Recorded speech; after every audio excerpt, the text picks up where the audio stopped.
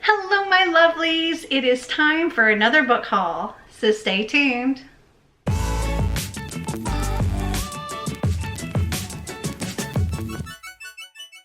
So I have 27 books to haul for you today. There may be other books that are currently packed away somewhere that I might have gotten, but because of when I'm filming this and everything, I don't know. I'm pretty sure these are all of the ones that I acquired since my last haul, but if not, I can always put it in another haul in the future. So I have books that I purchased while we were on a cruise. I've gotten books from subscription boxes and ordering online, like pre-orders and things like that. But I can't remember where everything came from, so I'm just gonna do the best I can. So these are all like part of one set here. There's 13 of them. And these are books that I got from this little used bookstore in somewhere in Canada. I don't remember where. But it's a very cool set. So the first one is, well, these are all the Children's Hour series, and they're different children's stories type things. Book one here is Folk Stories and Fables. Book two is Myths from Many Lands.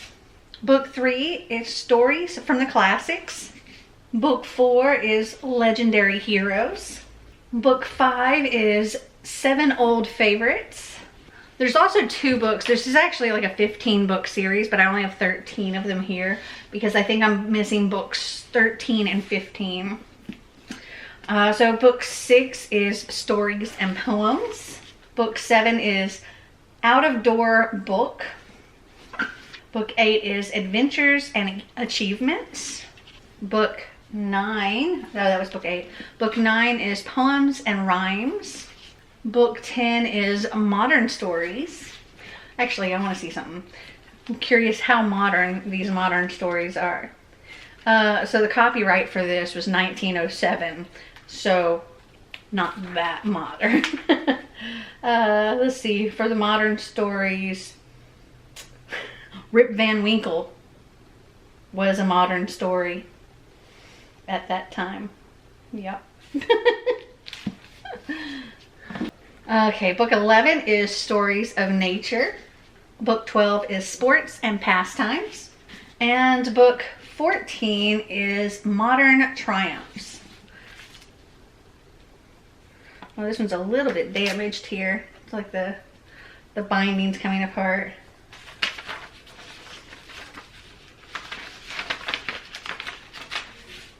This was copyright 1916.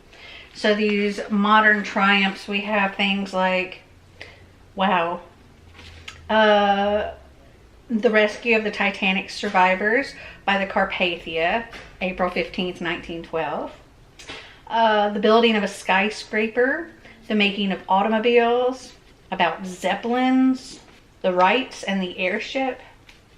Very, very cool. Okay, so I've been filming other videos prior to this, and now my battery's flashing. So let me go change that out and I'll be right back. Okay, I am back. Let's move on to this side over here. The first book I have here is actually from the lady that we bought this house from, and that is Dark Fever by Karen Marie Mooning. I'm not sure which book in the series this is. I'll have to look, but let me see. Okay, so this is actually the first book in the Fever series. So this is the one I have read before and absolutely loved. And I've read more of this series, and I want to have the whole series. For right now, I've got the mass market paperback. However, I do want like regular size of these. Here, there's a sticker on here, so let me just read what it says on this. My name is Michaela, Mac for short. I'm a Sidseer, one who sees the Fae, a fact I accepted only recently and very reluctantly. My philosophy is pretty simple. Any day nobody's trying to kill me is a good day in my book. I haven't had many good days lately. Not since the walls between man and fae came down. But then there's not a Sid Seer alive who's had a good day since then. When Michaela's sister was murdered, she left a single clue to her death, a cryptic message on Mac's cell phone. Journeying to Ireland in search of answers, Mac is soon faced with an even greater challenge, staying alive long enough to master a power she had no idea she possessed, a gift that allows her to see beyond the world of man, into the dangerous realm of the fae. As Mac delves deeper into the mystery of her sister's death, her every move is shadowed by the dark, mysterious Jericho, while at the same time, the ruthless Vlaine, an alpha fae who makes sex an addiction for human women, closes in on her. As the boundary between worlds begin to crumble, Mac's true mission becomes clear: to find the elusive Sinsar Dub before someone else claims the all-powerful Dark Book, because whoever gets it first holds nothing less than complete control over both worlds in their hands. All right, I'll set that one there. All right, next up is the Breakup Book Club by Wendy Wax. And this says, breakups, like book clubs, come in many shapes and sizes and can take us on unexpected journeys. As four women discover in this funny and heartwarming exploration of friendship from the USA Today, best-selling author of 10 Beach Road and My Ex-Best Friend's Wedding. On paper, Jasmine, Judith, Erin, and Sarah have little in common. They're very different people leading very different lives, and yet at book club meetings in a historic carriage house turned bookstore, they bond over shared love of reading and more than a little wine, as well as the growing realization that their lives are not turning out like they expected. Former tennis star Jasmine is a top sports agent balancing a career and single motherhood. Judith is an empty nester questioning her marriage and the supporting role she chose. Erin's high school sweetheart and fiance develops a bad case of cold feet, and Sarah's husband takes a job out of town, saddling Sarah with a difficult mother-in-law who believes her son could have done better. With the help of books, laughter, and the joy of ever-evolving friendships, Jasmine, Judith, Erin, and Sarah find the courage to navigate new and surprising chapters of their lives as they seek their own versions of happily ever after. Next up is Dial A for Aunties by Jessie Q. Sutanto. And this says, what happens when you mix one accidental murder with 2,000 wedding guests and then toss in a possible curse on 3 generations of an immigrant Chinese-Indonesian family? You get 4 meddling Asian aunties come to the rescue. When Madeline Chan ends up accidentally killing her blind date, her meddlesome mother calls for her even more meddlesome aunties to help get rid of the body.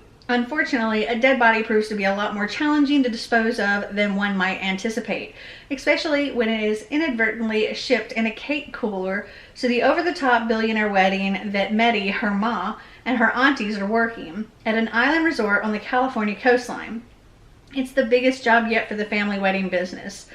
Don't leave your big day to chance. Leave it to the Chans. And nothing, not even an unsavory corpse, will get in the way of her auntie's perfect buttercream flowers. But things go from inconvenient to downright torturous when Medi's great college love and biggest heartbreak makes a surprise appearance amid the wedding chaos.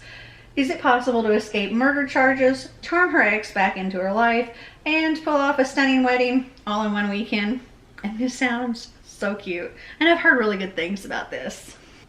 Next up is Adult Assembly Required by Abby Waxman. And this is from the author of The Bookish Life of Nina Hill, which I do believe I have that book too. This says, welcome to the world of Nina Hill and Knight's Bookstore. When Laura Costello finds herself lost, alone, and drenched in a sudden LA rainstorm, the last thing she expects is to be rescued by rogue bookseller Nina Hill. They couldn't be more different, but they're about to change each other's lives forever. Einstein just bumped the tripod. Laura moves to Los Angeles to escape an overprotective family and the haunting memories of a terrible accident. After an unexpected and fiery setback, brand new apartment, she finds herself adopted by a friendly but unusual bunch of folks and installed in their lovely but illegal boarding house. Add a gorgeous housemate, a persistent ex-boyfriend, and a trivia team that needs saving from ignominy. And it's clear why Laura isn't really sure she's cut out for this adulting thing. Luckily for her, her new friends, Nina, Polly, and impossibly handsome Bob, aren't sure either. But if they all put their heads and hearts together, maybe they can figure it out. This also sounds super cute. Okay, next up is A Beautifully Foolish Endeavor by Hank Green. And I think this is the sequel to, yes, An Absolutely Remarkable Thing. So let me pull that up. Okay, so here's what it says about the first book. The Carls just appeared. Roaming through New York City at 3 a.m., 23-year-old April May stumbles across a giant sculpture. Delighted by its appearance and craftsmanship, like a 10-foot-tall transformer wearing a suit of samurai armor, April and her best friend Andy make a video with it, which Andy uploads to YouTube. The next day, April wakes up to a viral video and a new life. News quickly spreads as there are Carls in dozens of cities around the world, from Beijing to Buenos Aires, and April, as their first documentarian, finds herself at the center of an intense international media spotlight. Seizing the opportunity to make her mark on the world, April now has to deal with the consequences her new particular brand of fame has on her relationships, her safety, and her own identity. And all eyes are on April to figure out not just what the Carls are, but what they want from us. Next up is Nothing More to Tell by Karen M. McManus. And this says, true crime can leave a false trail. 4 years ago, Bryn left St. Ambrose School following the shocking murder of her favorite teacher. The case was never solved, but she's sure that the 3 kids who found Mr. Larkin's body know more than they're telling, especially her best friend, Trip Talbot. He's definitely hiding something. When Bryn gets an internship working on a popular true crime show, she decides to investigate what really happened that day in the woods. But the further she dives into the past, the more secrets she finds. 4 years ago, someone got away with murder. Now it's time to uncover the truth. Next, this came in one of my boxes. I think it was the Bookish Box, possibly Unplugged. I'm not entirely sure. That is A Broken Blade by Melissa Blair. It's so pretty. And it has like these pretty stenciled edges. Book looks like that. The inside of the dust jacket looks like that. End pages look like that. And that. This says, Kira is a killer. As the King's Blade and his most gifted assassin, she is called upon to hunt down a mysterious figure called the Shadow, who is moving against the crown. She tracks the Shadow into the magical lands of the Fae, but the Faeland is not what it seems, and neither is the Shadow. Kira is shocked by what she discovers and can't help but wonder who her enemy truly is. Okay, this next book is actually another sequel. This came from the Bookish Box. I got the original, the first book in this series from the Bookish Box in one of my regular boxes, and then they did like an exclusive for the sequel. The sequel is Brightheart by Emma Hamm, and the stenciled edges. That's what the end pages look like. This is what the book looks like, and the reversible jacket. So this is book 2 in the Dragon of Umbra series, and the first book is called Fireheart. And this says, they handed her a sword and bid her to take a throne. Lorelei is half elf in a kingdom where that bloodline is synonymous with slave. The Umbra king holds everyone captive with his pet dragon who shows no mercy. She hides in the shadows and steals to stay alive until a rebel group gives her an offer she can't refuse. The king seeks a bride. If she can get close enough, she could dive a dagger into that wicked man's heart. But the bridal games are more difficult than most. Lorelei must prove herself not only beautiful, but talented, poised, and deadly as the king. However, the closer she gets to saving her kingdom, the more she realizes a singular problem stands in her way: the dragon. The king's bodyguard is more than a slathering beast. He's a man. And the longer she's near him, the more she realizes that perhaps the king isn't the most dangerous person in the kingdom. Perhaps she had to guard not only her body, but her heart. For a dragon mates for life, and they're hard-pressed to give up their treasures. I think it sounds really good.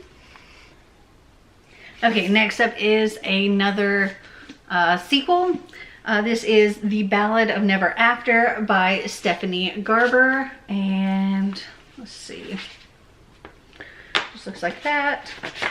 And this is the sequel to Once Upon a Broken Heart.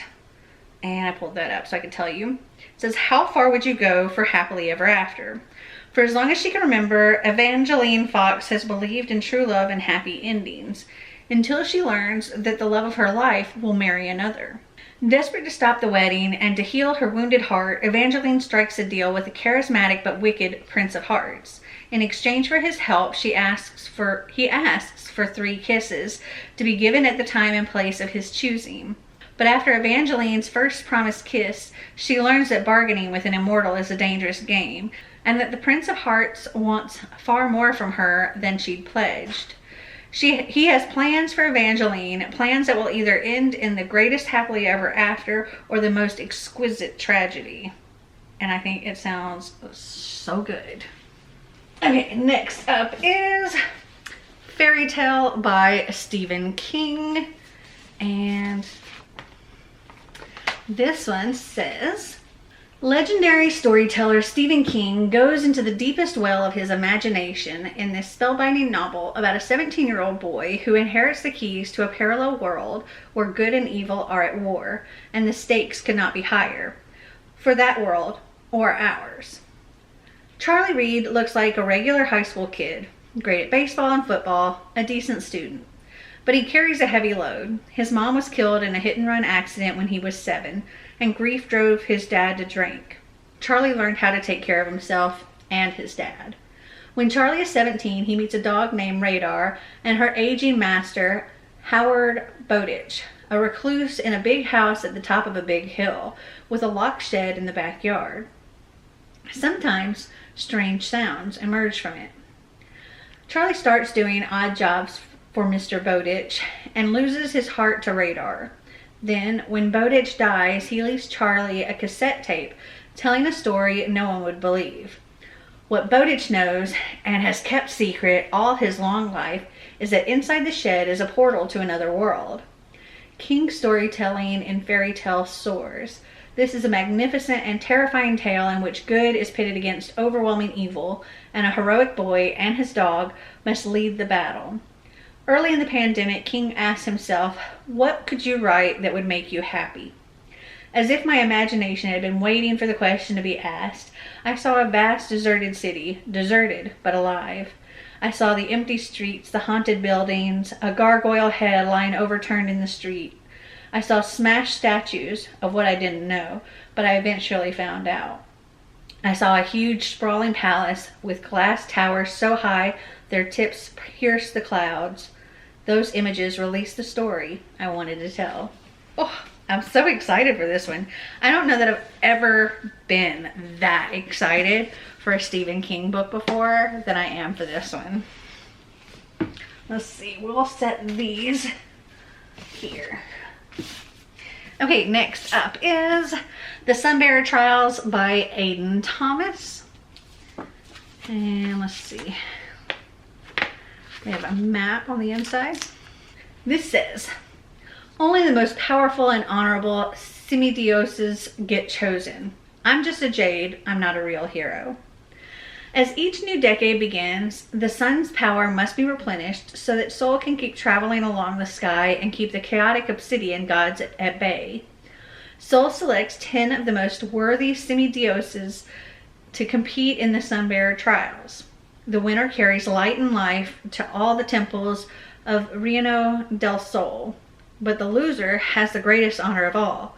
They will be sacrificed to Sol, their body melted down to refuel the sunstones, protecting the world for another 10 years. Teo, a 17-year-old Jade semi-dios and the trans son of the goddess of birds, isn't worried about the trials, at least not for himself. His best friend Naya is a gold semi-dios and a shoo-in for the trials. And while he trusts her abilities, the odds of becoming the sacrifice is 1 in 10. But then, for the first time in over a century, the impossible happens. Soul chooses not 1, but 2 Jade competitors, Teo and Zio, the 13-year-old child of the god of bad luck. Now they must compete in 5 trials against gold opponents who are more powerful and better trained. Worst of all, Teo's annoyingly handsome ex-best friend, Arilo, is favored to win. Teo is determined to get himself and his friends through the trials unscathed for fame, glory, and their own survival. And this is one of the books for our season-a-thon, read-a-thon. We had the author on my channel and it was a great time. Okay, next up is The American Roommate Experiment by Alina Armas. And this says, sometimes love just needs a little inspiration. Rosie Graham has a problem. A few, actually. She just quit her well-paid job to focus on her secret career as a romance writer, only to enter a creative slump.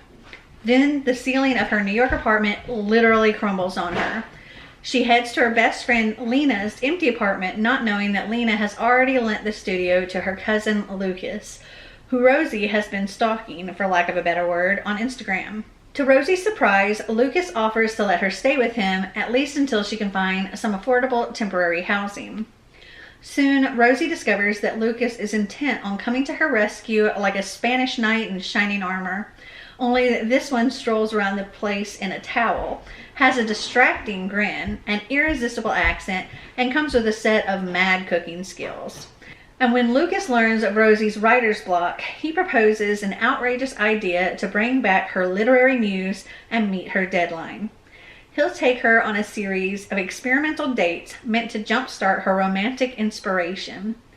Rosie has nothing to lose. Her silly online crush is totally under control, but Lucas's stay in New York has an expiration date, and 6 weeks may not be enough time for either her or her deadline. And I think this just sounds so cute. Next up is Court of the Vampire Queen by Katie Robert, and this is a lot thicker than I was expecting it to be. How many pages is this? Oh, this has like, because this is the Barnes & Noble exclusive edition, this actually has like bonus author annotations. That's cool. Okay, so it's like 483 pages. This says, 3 powerfully alluring vampire men and 1 queen to rule them all. All Mina ever wanted was to escape her father's control. Half human, half vampire, she lived eternally torn between 2 worlds, never fully experiencing the pleasures of either, until her father chose her as the pawn in his latest political move, gifting her to the darkly powerful and dangerously seductive Malachi Zion. Malachi is not a vampire to be trifled with. He rules with an iron fist and has a reputation for the darkest of sins. But the longer Mina is with him, the more she realizes he's not the monster she first thought. And as fear bleeds into lust, then trust, then something more, Malachi opens Mina up to a world she never knew could be hers for the taking, including the love of Malachi's 2 closest friends and companions. Now surrounded by all 3 men, the center of their shockingly seductive world, Mina may finally have the power to face down her father and take back the life and crown that by all rights should be hers. Long live the queen. Oh, that sounds so good. So freaking good. I love Katie Roberts' writing, and this just sounds like everything. Okay, last but certainly not least, I have Defend the Dawn by Bridget Kimmerer, and this is the Barnes & Noble exclusive edition. The end pages look like that. So this has, for the exclusive content, it's Bridget Kimmerer's behind the scenes commentary on one of her favorite chapters in Defend the Dawn. So it's like she's actually written the stuff out in here. That's cool. This says, To save their kingdom, they must embark on a dangerous quest. Oh wait, Defend the Dawn, I think, is the sequel to Defy the Night, which I haven't read yet. I own, but yeah, Defy the Night, but I haven't read it yet. So let me read you about Defy the Night so I don't read any spoilers here. This says, the kingdom of Kandala is on the brink of disaster. Rifts between sectors have only worsened since a sickness began ravaging the land, and within the royal palace the king holds a tenuous peace with a ruthless hand. King Harriston was thrust into power after his parents' shocking assassination, leaving the younger Prince Korik to take on the brutal role of the king's justice. The brothers have learned to react mercilessly to any sign of rebellion. It's the only way to maintain order when the sickness can strike anywhere, and the only known cure, an elixir made from delicate moonflower petals, is severely limited. Out in the wilds, apothecary apprentice Tessa Cade is tired of seeing her neighbors die, their suffering ignored by the unyielding royals. Every night, she and her best friend Wes risk their lives to seal moonflower petals and distribute the elixir to those who need it most, but it's still not enough. As rumors spread that the cure no longer works, and sparks of rebellion begin to flare, a particularly cruel act from the king's justice makes Tessa desperate enough to try the impossible, sneaking into the palace. But what she finds upon her arrival makes her wonder if it's even possible to fix Kandala without destroying it first. And I love Bridget Kimmer's writing, so I'm excited to have these as well. Okay, so those are all 27 books in this haul. Have you guys read any of them? Did you like them? Did you not? Comment down below and let me know. Well, I hope you enjoyed this video. If you did, give me a big thumbs up. If you'd like to see more videos like this, click that subscribe button down below. And until next time, remember to always be completely you. Bye.